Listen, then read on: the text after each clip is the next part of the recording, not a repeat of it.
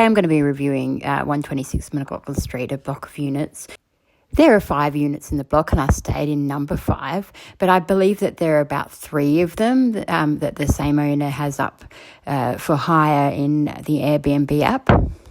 And here I'm just showing you the 3 front pages of each listing, or the front page of each of the 3 listings. So I stayed here a couple of weeks ago now, before I decided to do this channel. So this is a retrospective. I'd actually have no footage prospectively, I guess, in the knowledge that I'm doing this review. When I first stayed here, I must say I was pretty harsh on the place, mainly because I was looking at it from the perspective of comparing the price of it to the price of a private rental. And you can't really do that, you see, because most people are looking to hire these places because they're going on holiday. And let's just face it, holiday accommodation is always going to be way more expensive than private rental or permanent accommodation. I mean, let's just look at the budget end of the market in hotels. You can go for as low as $80 a night, and this is what it will get you. This is a Great Western hotel with budget double room. So as you can see, you've got a shared bathroom, albeit a nice bathroom. It has been recently refurbished. It's pretty basic. You just get a bed in a room for $90 a week, which is about $5.60. You get a Royal. Yeah, the Royal. It's even cheaper, I think, $70 a week. Per night, sorry, whoops. And as you can see, it's so low end of the market that you don't even get pictures of the room for the budget one.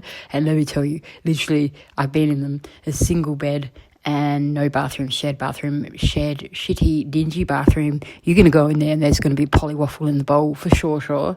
Like, yeah, not very clean and, very basic, bit depressing. That's why you get the Royal. And let's just have a look at the pictures. See, they haven't even tried to put filters on it. It is what it is. It's budget accommodation. It's shit. You will feel shit there. You don't always get your own bathroom. It's fucking potluck. Good luck. Cigarette stands, dead hookers under the mattresses. No, just joking. But that's what $70 per night will get you. And then we come to West End Motor Lodge. So this is about the same price as this Airbnb, okay? So it's about $140, a bit dearer, in fact. You get a room, a nicely presented room with a toilet, that's all, not a whole unit. Now, that room will be air-conditioned and heated. These units are not. So that's one thing that's really important in summer. You might want to trade the space off for fucking comfort. You would get a daily maid service. I don't think they do room service here. There's no restaurant. But you've got reception there at your beck and call to help with the things that you don't expect to need help with. So there's 2 trade-offs that you get comparing that to the Airbnb. But you don't get a backyard. You don't get the space. You don't get your own kitchen. You don't get your own laundry, okay? That's the trade-off. Comfort for facilities, I guess. And we come to Kite Street. So that's $100 a night. And as you can see, it's a bit shabby shit. Very small apartments. I've actually been inside one of these tiny. Like these pictures make it look bigger than what they are. And I love it how they include a fleeting look at the really awful bathroom. I'm sorry, but there's nothing more depressing than a green bathroom. But the rooms are, I guess, reasonably nicely presented. They're just fucking tiny and small. You wouldn't want to spend too much time here. You go crazy. So that gives you some perspective about where this property sits in the market, I guess. It's the very, very lowest price for Airbnb. But when you compare it to hotels, it's about the top of the bottom 25% of quality is what you'd. So, with your real bottom being $70 per night, shit still being about 140 will get you a basic hotel room with a bedroom, with a bathroom on your own. That's all. When that's considered a luxury these days. I know. So I've readjusted, I've recalibrated my level of criticism. That what I would say is that if you choose this, you're going to get space, but you're not going to get heating or cooling. And I want to really stress that because Orange is really fucking cold in winter. Like we get down to -4, and in summer it gets pretty hot too. So I stayed at this place it was pretty hot. It was above 30, and I tell you what, it would have been if it was much hotter for much longer, it would have been intolerable upstairs in those rooms, even with a fan. Like fans do nothing. Come on, I'm an air conditioner girl, you know. I grew up in the age of air conditioning. I remember when I was 3, I had no air conditioning. We used to sleep outside on mattresses. So I don't like to be hot, and this would be very intolerable, And at the time, I was thinking for $1,000 per week, I want air conditioning and heating. But then when you look at it, you sort of swings and roundabouts kind of philosophy where you're like, well, you get a lot more space, but you don't get that stuff. So it depends where your priorities lie. If you want your creature comforts, but you don't give a shit about space because you're going to be out doing stuff, then get the hotel room. If you've got a family and they're going to drive you up the fucking wall, if you're stuck in a hotel room, get this. But just be wary that there will be some discomfort. I mean, it's not a perfect world, is it? Because if you want both, you can pay a hell of a lot more. So it depends on what your budget is, and what you're willing to pay. And so we're looking at on par with this property on par with hotels. This is what $130 $30 to $40 a night will get you. So $1,000 per week sounds like a lot of money, and it is, but that's what you pay when you go on holidays, unfortunately. And I guess there's two ways you can argue it, really. A hotel is paying for daily maids to come and clean your room, supposedly. I don't tend to get the service every day. I refuse it because I just want to clean my own shit up. All of the niceties like laundry and everything like that. Airbnb, so you're not getting a daily service. You're not getting room service. You're not getting a minibar. You're not getting... Anyway, minibars are pretty rare, and I'm very sad about that. Whenever I check into a hotel, that's the first thing I want to do is drink the minibar. Anyway, but yeah, I mean, I guess there's a lot more overheads than with a private rental where the tenant is required to maintain the property. In an Airbnb, it's still the responsibility of the owner, I guess. Anyway, let's delve right in and just see what this property listing has to say. So I'd say this is a pretty fair write-up, actually. It's not too flowery. It gets to the point. And it's accurate, unlike Airbnb made easy. Fucking hell. So perfectly located close to Orange's top cafes and restaurants, only a stroll to grab your morning coffee or to enjoy evening at a pub or restaurant. That's true, it is very true. It's a nice location. The private townhouse has everything you need to relax in Orange for work and leisure, with a self-contained kitchen, laundry and off-street parking in your own outdoor area. You'll feel right at home. Okay, so let's just dissect that. It's accurate, actually. So you've got literally one block down Bill's Beans for coffee in the morning, which is probably one of the best places you can go. It's a lovely boutique kind of joint. And then there's pubs and restaurants are pretty close. This is like Chard, I think, right across the road, which would be pretty nice. So everything you need to relax. Now I would say, look, in terms of an environment to relax, perhaps not. It's pretty basic, okay? Think sort of like fucking, office quality carpets, stiff kind of sofa. You can't really relax to the degree that you might be able to in your own lounge room, in this lounge room. That's me being very, very critical, okay? That's pretty harsh, because let's just remember what we're getting for the price that we're paying here. And you're getting more than what you would in the hotel market. So, I mean, but I'm just being really overly critical because that's my job. You've got your own outdoor area, yes, you do, but it's adjoining backyard, okay? So there's gates that go from one unit's backyard to the next unit's backyard, and some people might find that makes them feel uneasy. There is a patio at the front with a small table and chairs. You might choose to sit on it, but if you're a private person, you probably wouldn't. It is in a unit complex. One gets the impression that one is being watched a little bit, I think. Privacy could be an issue here. But maybe I'm just overly paranoid as well. And this is just looking at the tariffs. Look, there's no variation. It's always $130 per night. And some accommodation, it's not like that. So you've got to realise that so you don't get caught out.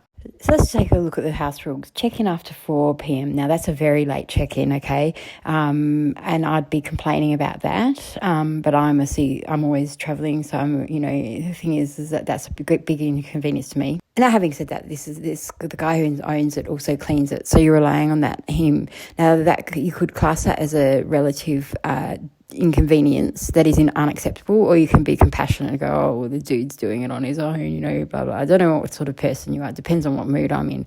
But having said that, I did ask him for an earlier check-in, and he did provide it to me at no extra cost. So they are accommodating, just be polite. And I'm only saying that because you should be polite to anyone in any circumstance, so it doesn't matter. So it's pretty superfluous and a meaningless comment, really. So sorry about that. But what I'll say about the owner is he seems very earnest and honest and hardworking. So, hats off to him. Good on him. Maximum overnight guests 4. I think that's very sensible. You wouldn't want any more. And unlike Airbnb made easy, suggesting that you should fucking camp it up to 10 people in the lounge room. Don't do that. Children allowed, so that's really great because some places don't allow children. No events. They say that everywhere. But come on. Have a quiet party. Go on, no, just joking. No events. So you should be respectful of the people who are around.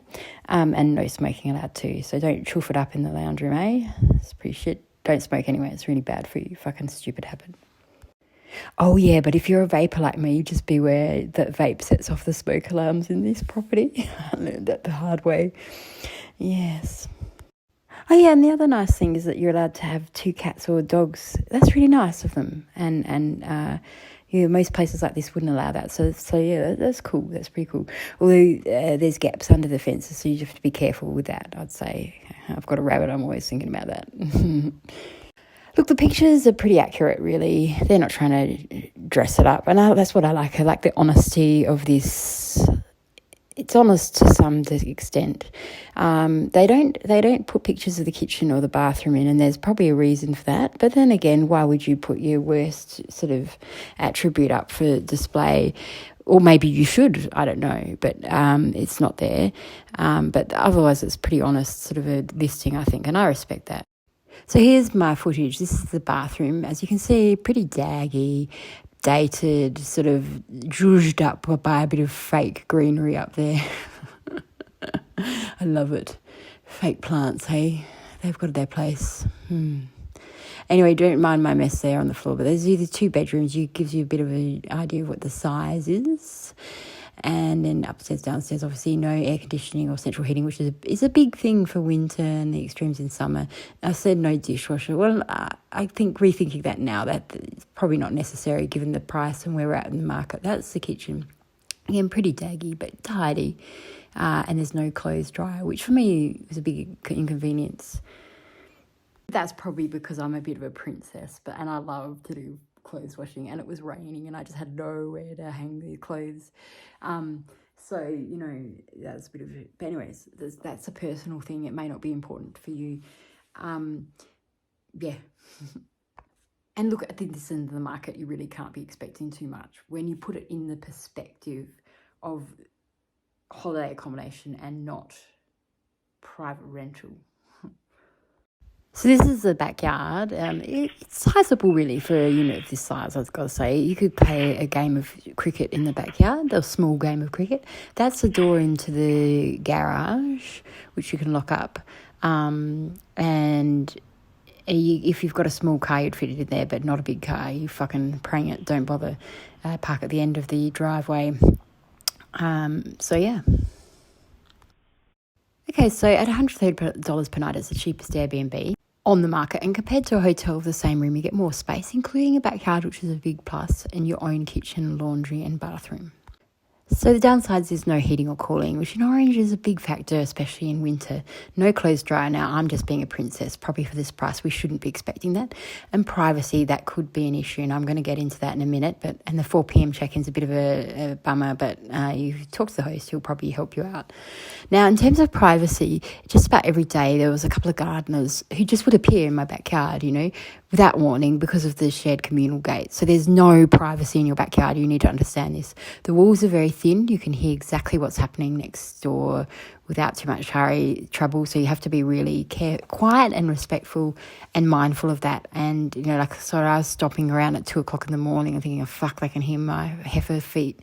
But yeah, the gardeners were they pissed me off. That was an inconvenience. They actually bloody well one day plugged some fucking big, huge garden appliance into one of the outlets in the garage, and it completely shorted out half of the unit's electricity, and it unfortunately included my computer and the screen, and I was right in the middle of a really fucking an upload that had taken me so long, and then I had to start all again. So it really fucked me off.